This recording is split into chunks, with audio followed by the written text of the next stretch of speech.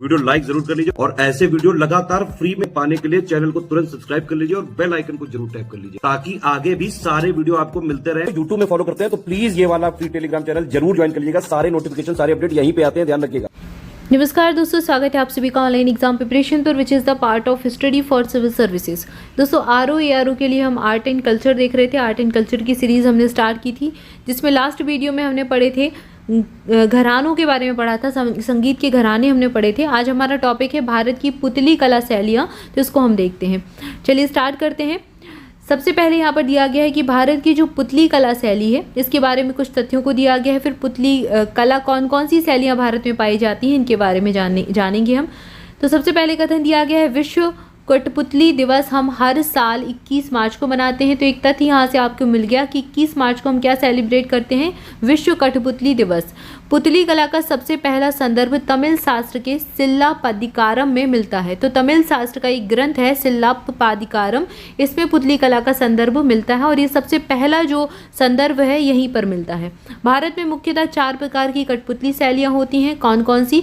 एक तो धागा कठपुतली है, फिर एक छाया कठपुतली है, छड़ कठपुतली है और दस्ताना कठपुतली है। यहाँ पर छाया हो जाएगा, तो धागा, छाया, छड़ और दस्ताना कठपुतली, ये 4 प्रकार की शैलियाँ भारत में पाई जाती हैं। अब इनके भी कुछ कुछ अलग अलग प्रकार होते हैं। कहाँ पर कौन सा किस नाम से इसको जाना जाता है आइए जानते हैं। तो धागा कठपुतली कला जो है, कठपुतली इसको कहा जाता है, धागा पुतली कला, इसको कठपुतली नाम से राजस्थान में जाना जाता है, कुंडेई नाम से उड़ीसा में जाना जाता है और गोम्बेट्टा कर्नाटक में जाना जाता है और बोम्मा लट्टा इसको तमिलनाडु में कहा जाएगा। अब इन्हीं नाम से एग्जाम में प्रश्न पूछा जाता है कि कठपुतली कहाँ की कला है, तो राजस्थान की हो जाएगी, कुंडेई उड़ीसा की हो जाएगी, गोम्बेट्टा कर्नाटक की हो जाएगी, बोम्मा लट्टा कहाँ की हो जाएगी, तमिलनाडु की।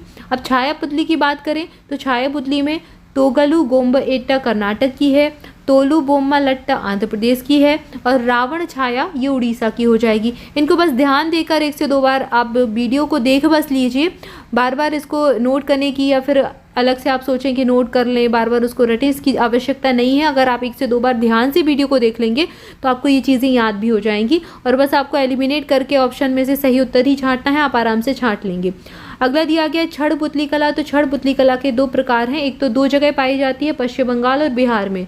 तो पश्चिम बंगाल में इसको पुतल नाच के नाम से जाना जाता है और बिहार में इसको यमपुरी कहा जाता है।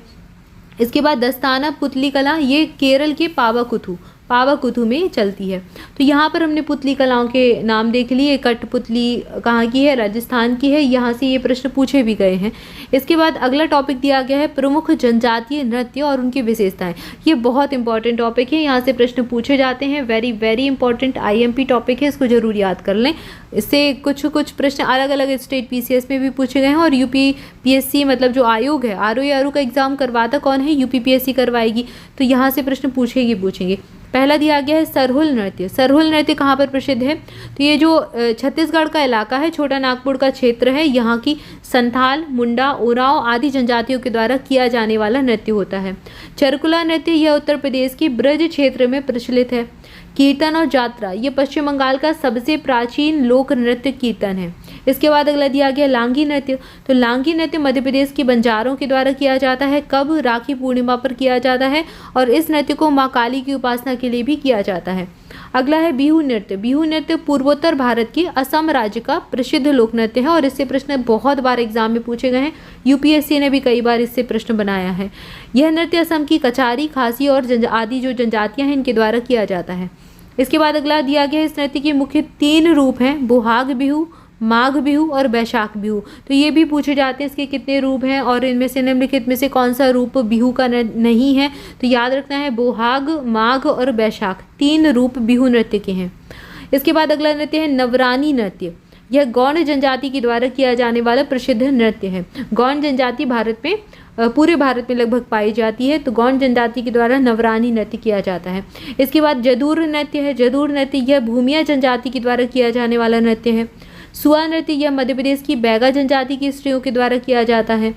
इसके बाद है सैला नृत्य। शैला नृत्य भी बैगा जनजाति के पुरुषों के द्वारा किया जाता है और मध्य प्रदेश में बैगा जनजाति पाई जाती है, तो सुआ सैला दोनों ही बैगा जनजाति के स्त्री पुरुष करते हैं। मुद्रिका नृत्य कौन करेगा, तो मुद्रिका नृत्य उड़ीसा के उरांव जनजाति के द्वारा किया जाता है।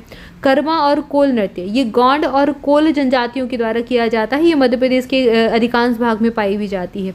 इसके बाद है घूरमा नृत्य। घूरमा नृत्य घोड़ा और सवा जनजातियों के द्वारा किया जाता है, तो घूरमा घोड़ा और सवा जनजाति करती हैं। कर्मा और कोल नृत्य गौंड और कोल जनजातियां करती हैं। दखलाई नृत्य कौन करेगा, दखलाई नृत्य उड़ीसा के सौरा जनजाति, बिझाल, कुदा और नीडू जनजाति जो होती है उनके द्वारा किया जाता है, तो ये उड़ीसा के इलाके में प्रचलित है। इसके बाद है कोडसा बड़ी नृत्य।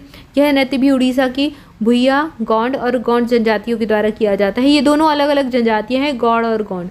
इसके बाद अगला है बोधा और ढाल नृत्य। ये प्रश्न भी पूछा गया है और यह असम के नागाओं के द्वारा किया जाने वाला नृत्य है। इसके बाद है काठी नृत्य से भी प्रश्न पूछा गया है। काठी पश्चिम बंगाल की पिछड़ी जातियों के द्वारा किया जाने वाला प्रमुख नृत्य है और बाउल नृत्य भी पश्चिम बंगाल में अति प्रचलित है। बाउल पश्चिम बंगाल का है, काठी भी पश्चिम बंगाल का है, बोधा और ढाल असम के क्षेत्र में प्रचलित है। कोडसा वड़ी नृत्य उड़ीसा का है, दखलाई भी उड़ीसा का है। घोरमा नृत्य जो है ये घोड़ा और सवा जनजातियां करती हैं। इसके बाद है कर्मा और कोल मध्य प्रदेश के क्षेत्र में प्रचलित है, गौड़ और कोल जनजातियां करती हैं। इसके बाद सैला और सुआ भी मध्य प्रदेश की बैगा जनजाति करती है और मुद्रिका नृत्य उड़ीसा में प्रचलित है, उरांव जनजाति के द्वारा किया जाता है। जदूर नृत्य भूमिया जनजाति करती है और नवरानी नृत्य जो है ये गौड़ जनजाति करती है।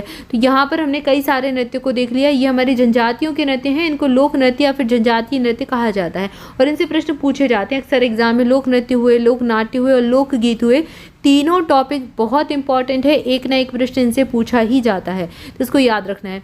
ठीक है, अब यहाँ पर हमने ये टॉपिक देख लिया। अगला टॉपिक हमारा भारतीय सिनेमा है, इसको हम अगले वीडियो में देखेंगे। तब तक के लिए आपसे भी चैनल के साथ जुड़े रहें, चैनल को सब्सक्राइब जरूर कर दें, वीडियो को लाइक भी कर दें और दोस्तों के साथ भी शेयर करें। इसके अलावा स्टडी फॉर सिविल सर्विसेज की किसी भी पेड बैच से जुड़ना चाहते हैं तो इन नंबर्स पर कॉल करके इन्फॉर्मेशन ले सकते हैं। यहाँ पर 3 नंबर दिए गए हैं, किसी पर भी आप कॉल करेंगे आपको सारी जानकारी मिल जाएगी। आरओ के लिए हमारे पेड बैच स्टार्ट हो चुके हैं। यूपीपीएससी अगर 2024 की आप तैयारी कर रहे हैं, 2024 का प्रीलिम्स देने वाले हैं और इसको क्वालिफाई करना चाहते हैं, प्री मेंस इंटरव्यू का कंप्लीट बैच हमारा स्टार्ट हो चुका है, जहां पर कंप्लीट स्टडी मटेरियल सिलेबस के अकॉर्डिंग आपको मिलेगा, बायलिंगुअल रहेगा और प्रैक्टिस क्विज टेस्ट सीरीज सारा कुछ एक ही जगह पे मिल जाएगा। तो अगर आप ज्वाइन करना चाहते हैं तो इन्हीं नंबर्स पर कॉल करके इन्फॉर्मेशन ले सकते हैं। Thank you for watching this video. स्वस्थ रहें, मस्त रहें, मुस्कुराते रहें, पढ़ाई करते रहें। मिलेंगे नेक्स्ट वीडियो में। Thank you so much.